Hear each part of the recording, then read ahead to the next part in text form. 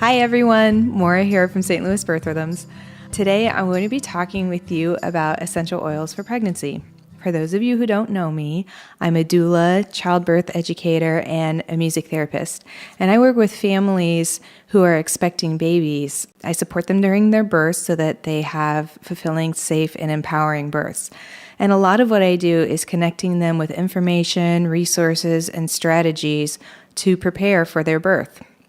I've been doing this since 2013, and I attend births in hospitals, birth centers, and home births. Like I said, today we're going to be talking about using essential oils to stay comfortable during pregnancy.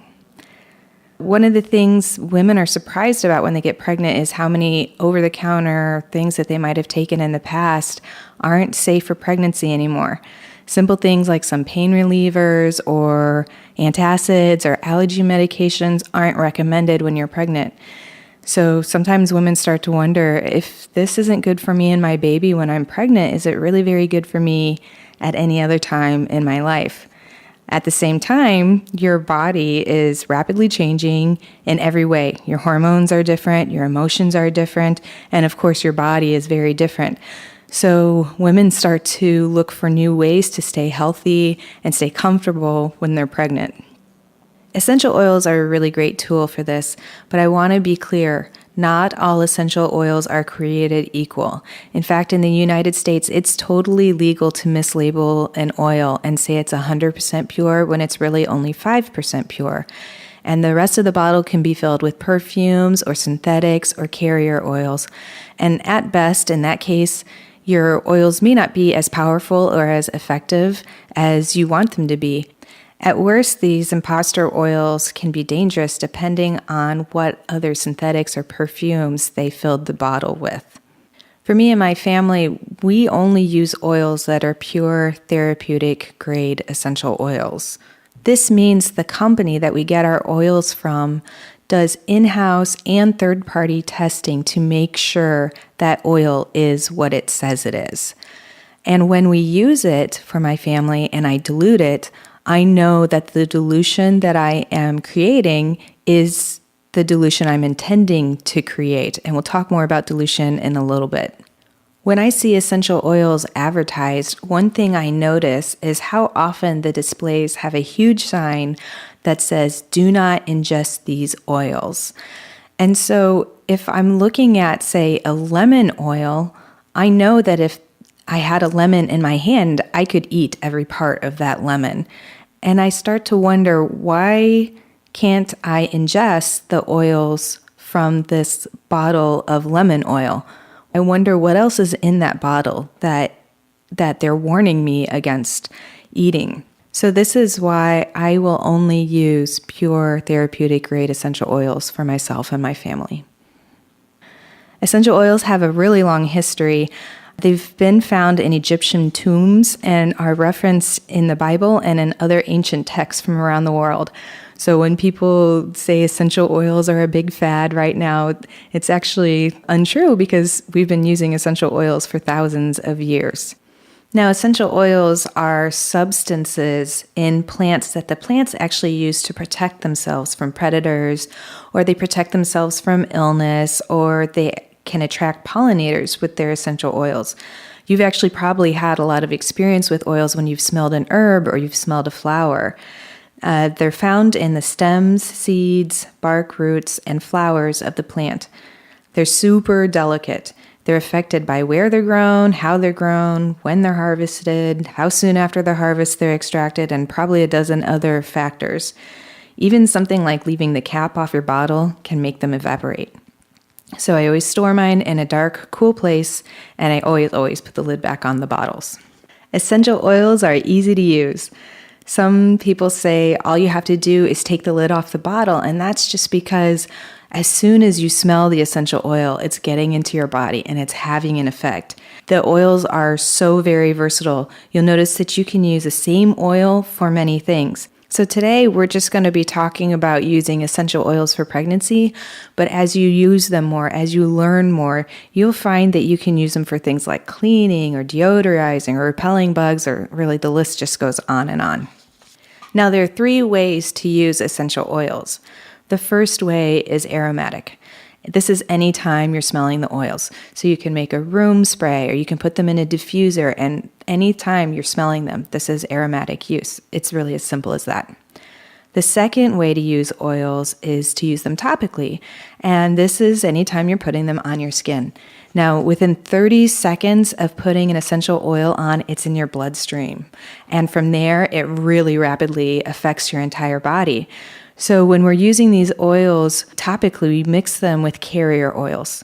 One of the most common carrier oils is coconut oil. And then there's a little thing called fractionated coconut oil out there, and that's just a coconut oil where they've removed some of the fats, so the coconut oil is liquid even in cold temperatures. But if you're allergic to coconut oil, you can use grapeseed oil, avocado oil, olive oil. Any plant-based oil is fine to use as a carrier oil. When you're pregnant, you can be extra sensitive to just about everything. And if you're new to essential oils, use a carrier oil all the time. And it's really easy to figure out a dilution. 1 drop of essential oil in a teaspoon of carrier oil is a 1% dilution. These oils are super, super concentrated. So 1 drop of peppermint oil is the same as 28 cups of peppermint tea. So you could really easily notice an effect with a 1% dilution, which is 1 drop of essential oil. Some people need a little more, and so I just tell people to start with a 1% dilution and then add 1 drop at a time until you get the effects that you're looking for. It's usually really easy to tell where you need to put the oils on topically. So if you're trying to soothe the muscle, you want to put it over the muscle. But there are some times when it's not so easy, or maybe you don't really like the smell of it, so you don't want to smell it. And in that case, you can just put the diluted oils on your feet. As you may know, every organ, every part of your body is represented by different parts of your feet. And so without getting into any reflexology or information about acupressure or acupuncture, you can just coat your feet with the diluted oils, and it can be very effective. So in addition to putting oils on your skin directly, you can put several drops of essential oil in Epsom salt and add the salts to a foot soak or to a bath. The Epsom salts are great emulsifiers for the oils. They keep it from just floating on the top. But Epsom salts also have magnesium in them, which most of us are deficient in. It's always good to be getting some extra magnesium. Now, one note about citrus oils, they can make your skin extra sensitive to the sun. So if you're using any citrus oils topically, put them on an area that will be protected from the sun for at least 24 hours. Now, the last way to use essential oils is internal use.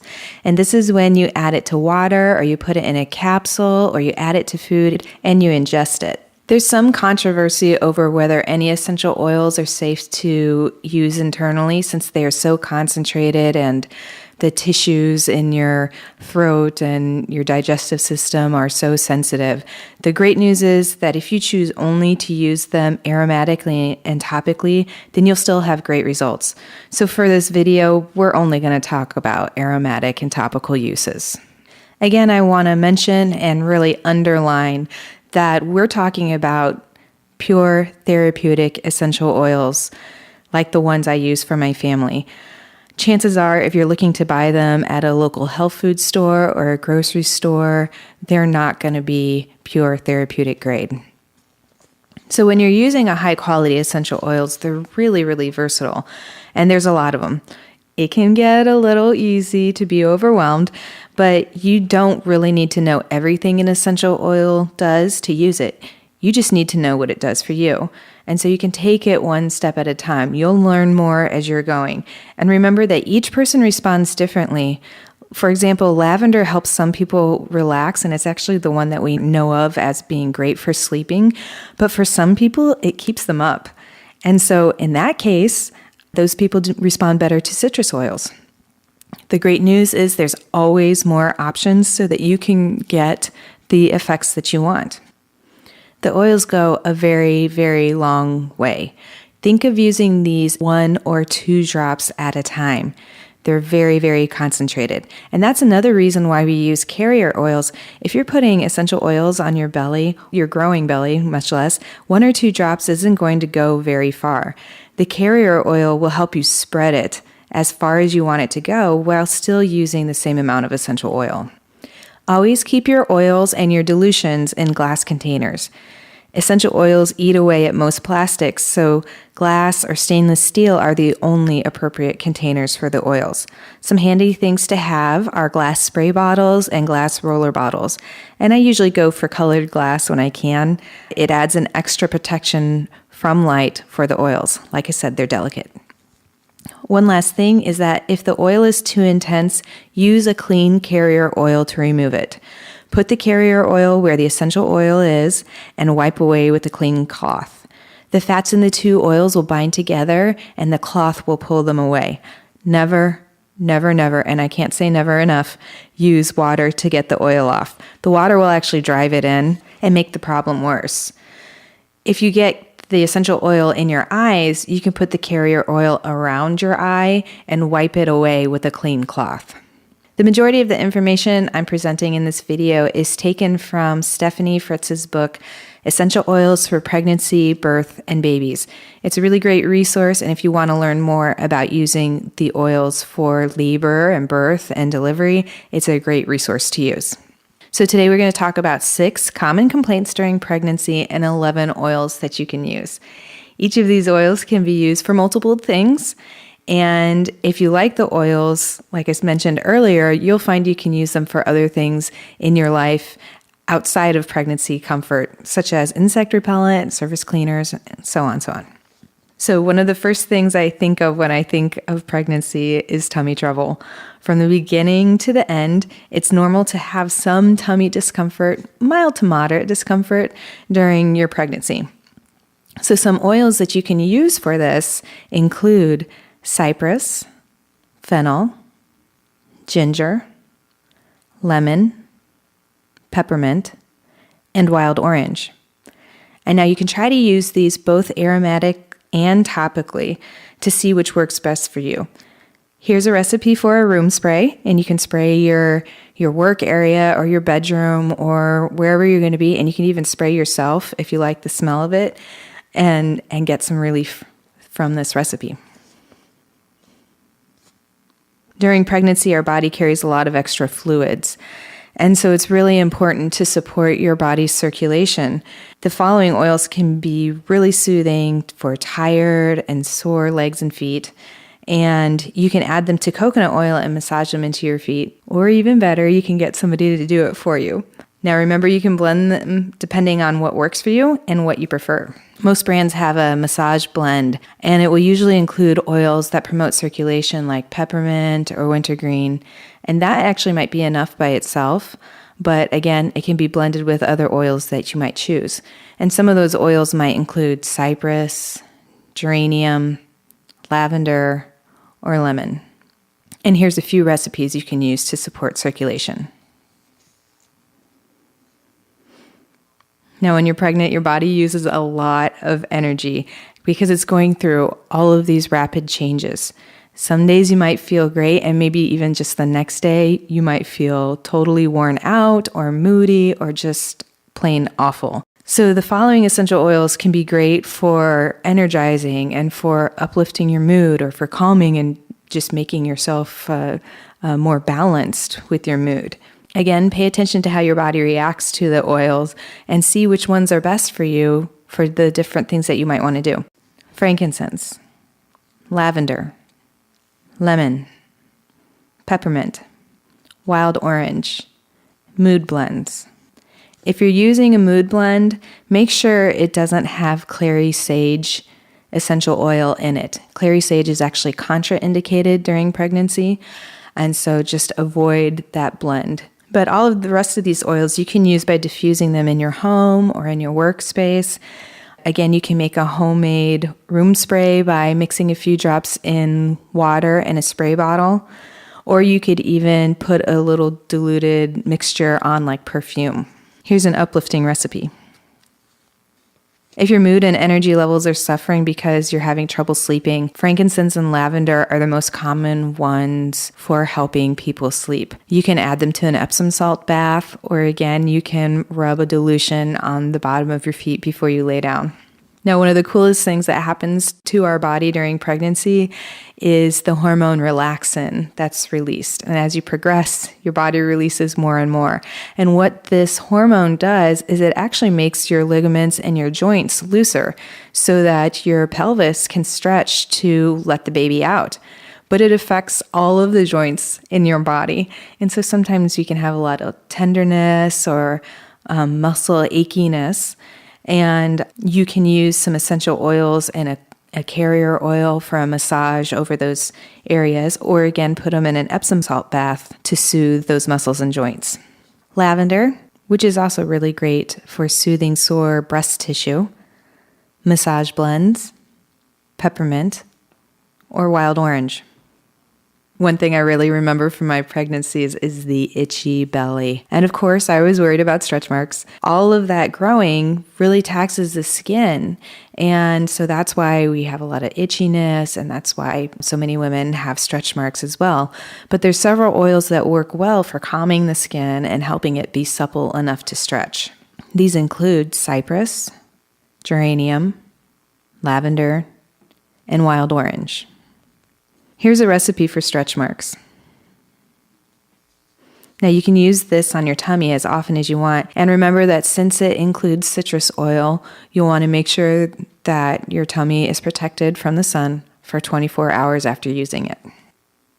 With the rush of hormones that comes with pregnancy, sometimes we can have more blemishes than usual. So you might notice blemishes, or you might notice some itchiness on your face, and you can safely use the following oils to avoid and treat blemishes: frankincense, geranium, lavender. Once you've had a little more experience using oils, these are 3 that are totally safe to use without a carrier oil, and that's called using an oil neat. Or you can add a drop or 2 to your cleanser or to your lotion. I usually add lavender and frankincense to my lotion because it makes my skin smooth and really soft, and frankincense has the added benefit of reducing the appearance of fine lines and wrinkles. So if you're new to using essential oils, remember it is so easy and so safe. And as you gain more confidence, using them is going to become second nature. If you want to know more about what oils I use for my family, please feel free to contact me. I'd love to talk to you more about that.